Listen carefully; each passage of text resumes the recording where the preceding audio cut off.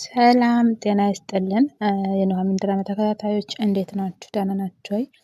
እኔ በጣም ደህና ነኝ፣ እግዚአብሔር ይመስገን። እንዴት ናችሁ?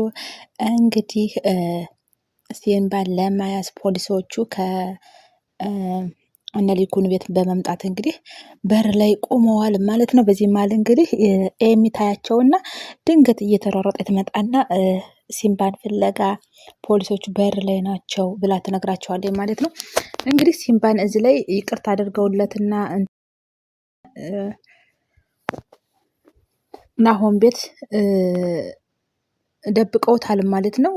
ናሆም ቤት መቀራረብ ጀምሯል። በዚህ መሀል እሱ የሚፈራው ነገር ነበረና እንግዲህ ድንገትም ተቀመጡበት ፖሊሶቹ እቤት ድረስ ይመጣሉ ማለት ነው።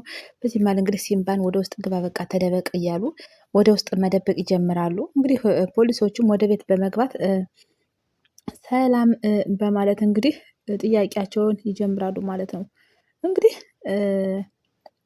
በዚህም መሀል ከነሱ ጉረቤት ፖሊሶቹ አመጣጣቸውም በጥያቄያቸው መሰረት ሲመልሱ እዚህ ከእናንተ ጉረቤት ከባድ ዝርፊያ ተካሂዷል እና ለዛ ነው የመጣ ነው እና ይሄንን ነገር እንድታጋልጡልን ነበረ በማለት መጠየቅ ይጀምራሉ ማለት ነው።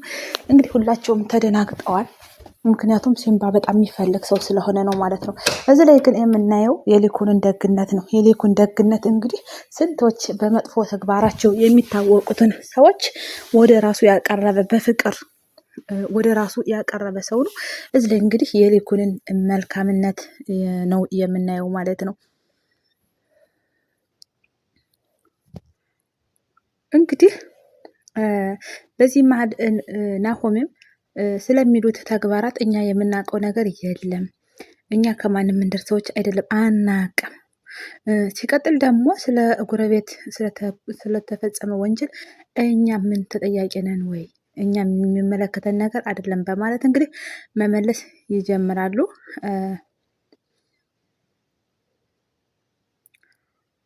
በዚህም መሀል እንግዲህ ፖሊሱም አመጣጤኔ ኤሚ ድንገት እች ልጅ በር ላይ ስታይን ሩጣ ወደ ቤት ስለገባች የሆነ የምታውቁት ነገር እንዳለ ችግር ካለ ብለን የመጣን እንዲሁም ደግሞ ወንጀለኛ ከቤታችሁ ተደብቆ ይሆን ወይ ብለን ስለተጠራጠርን ነው ወደ ቤታችሁ የገባ ነው በማለት እንግዲህ ሌላ የጠረጠሩትን ነገር መናገር ይጀምራሉ።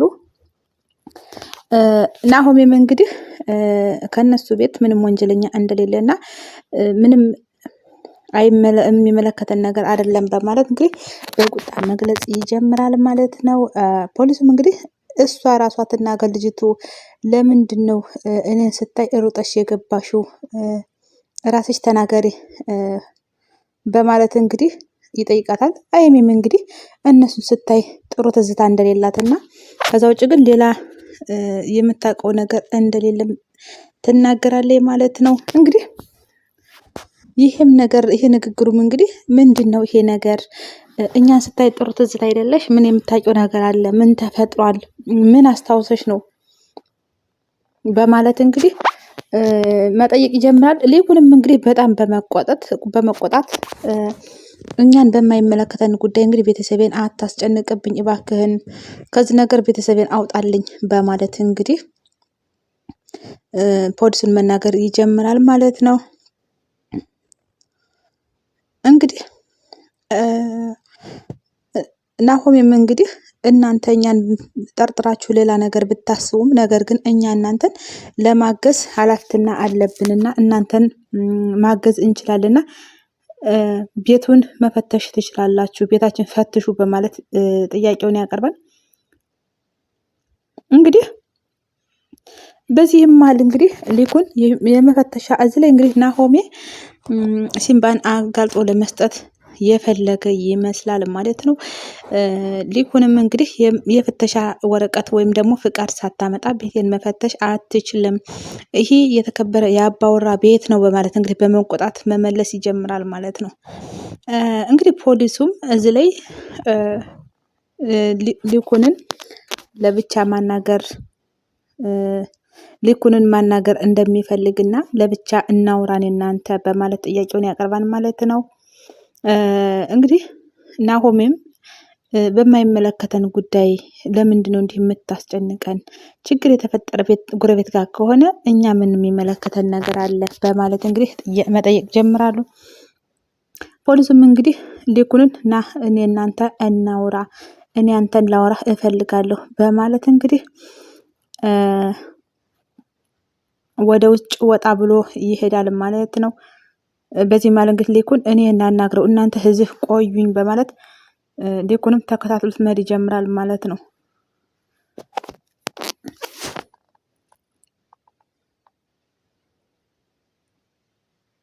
በዚህ ማለት እንግዲህ ኤሚ የሮጠችው ካሁን በፊት እናትና አባቷን ፖሊስ ሲወስድባትኝ ካሁን በፊት በዛ በጣም ፈርታ ስለነበረ ለዛ ነው እንትን ያለችው ማለት ነው። ለዛ ነው የተደናገጠችው እንጂ ፖሊስ አይታ ስለማታውቅ አይደለም ማለት ነው።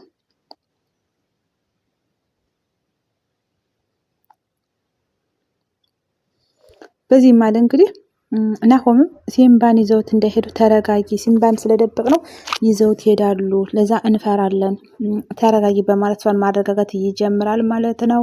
እንግዲህ ኤሚም ለአባቷ በጣም ሰግታለች። ምን ሊያደርግ ነው አባቴን ምን ሊያደርግ ነው ና ብሎ ጠርቶ ወደ ውጭ ያወጣው ይላታል ማለት ነው። እንግዲህ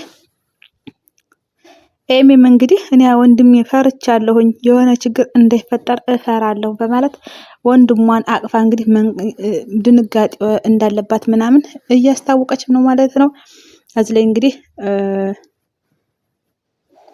ፖሊሱም እንግዲህ ከግቢ ውጭ ይወጣና ሊኩንን መጠበቅ ይጀምራል ማለት ነው። ሊኩንም እንግዲህ ወደ ውጭ ወጥቶ ለማናገር ይሞክራል። እንግዲህ ፖሊሱም ለምንድን ነው ስልክ ስደውልህ እማታነሳ ለምንድን ነው በማለት እንግዲህ ጥያቄውን ያቀርባል። ሊኩንም እንግዲህ እኔ እናንተ የሚያገናኘን ነገር የለም አትደውልብኝ በስልኬም በማለት ይጀምራል ማለት ነው። እንግዲህ ፖሊሱም ደግሞ መርማሪ ፖሊሱም በጣም ትዕቢተኛ ስለነበረ አንተ ለምን ትለኛለህ፣ አንቱ ለምን አትለኝም ይለዋል ማለት ነው። እንግዲህ ስምና ማድረግ የተለያየ ነው። ስለዚህ በስምህ አንተ ብልህም እንዲከፋህ አይገባም ይለዋል ማለት ነው። እንግዲህ አንተ ስራ ከፍተኛ ስራ ስለምሰራ ብቻ ላከብርህም ዝቅ ላረግህም አትችልም ይለዋል ማለት ነው።